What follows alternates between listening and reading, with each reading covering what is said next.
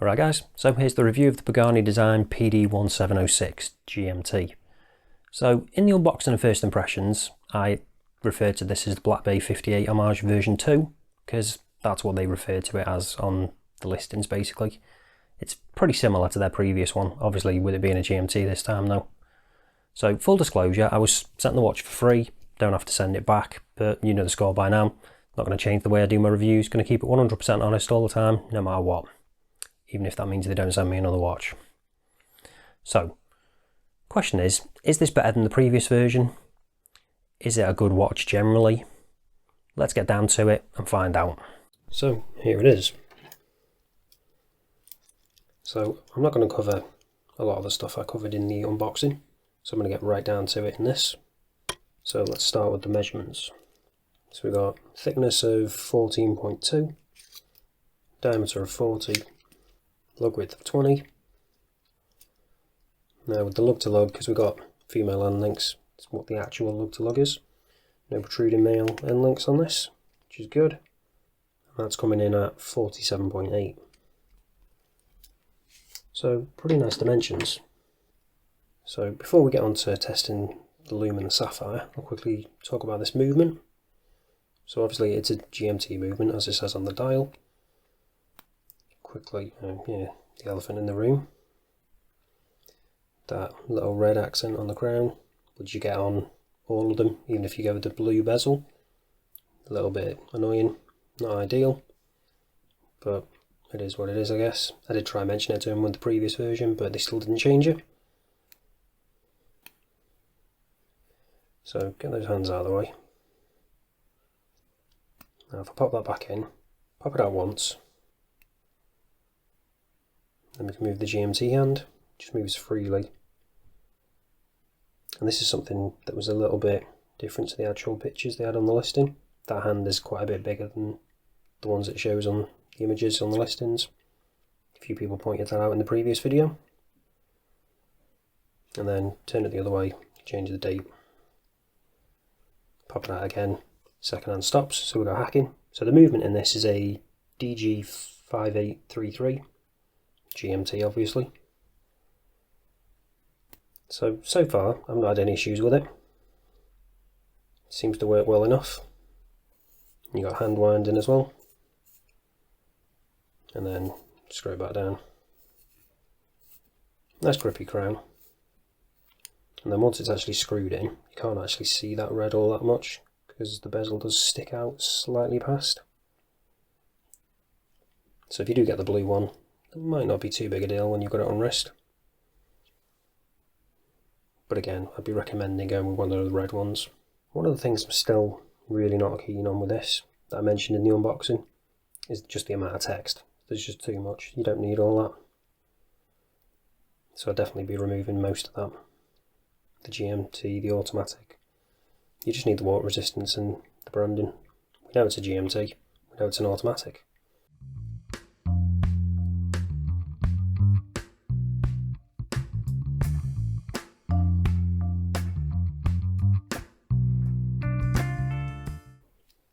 Now, this is something I got slightly wrong in the unboxing. So the bezel on this I said was 60 click. It's not, it's actually 90. Well, 88. That weird 88, but we normally call them a 90, don't we? So, rock solid. No play in it, which is good. And it does line up, which is nice. Not always the case, but with this one, it lines up perfectly. So let's quickly test whether we got sapphire crystal on this. Using the trusty Diamond Selector 2. And yep, we have got sapphire crystal. So that's always good. And it is a really nice crystal as well actually. That box crystal. Oh, and I forgot to mention, you could probably tell, it's a aluminium bezel insert, not a ceramic one. I've been quite impressed with the finishing on this. It's really nicely done. Mainly brushed, some chamfered edges, which are polished. Nice sign crown, nice grippy bezel. And then you've got those polished details carrying on the bracelet. It's got milled clasp, standard Pagani one, 3 micro adjust. Now with the case back, it is actually the one for this watch. I couldn't remember the number when I was doing the unboxing, so that is the actual one for this watch. It isn't off another watch, so that's good to know. So now I'll show you what the lume's like. So you can see we've got a little bit there already, but let's charge it up, give it a proper chance. And it is nice that we've got a loomed bezel as well. Not something you see all that often on Paganis, so I do like that.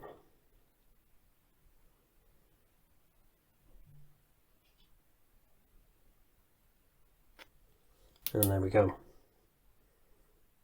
So it actually says on the listing that this is C3.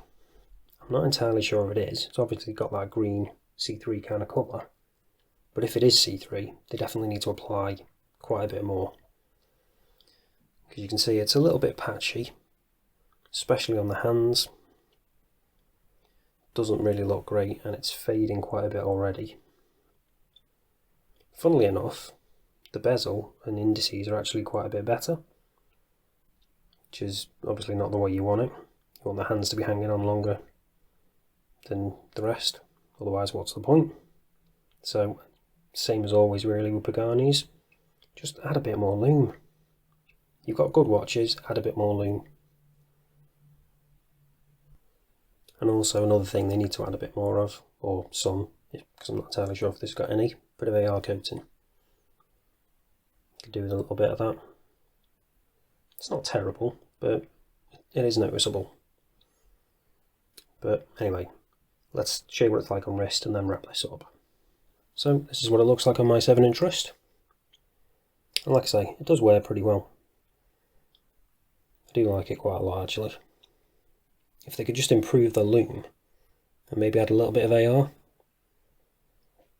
they'd be even better. Because what they're doing at the moment, bar those two things, are pretty good. On this particular model I'd remove some of that text, but other than that, they're the only issues I really have.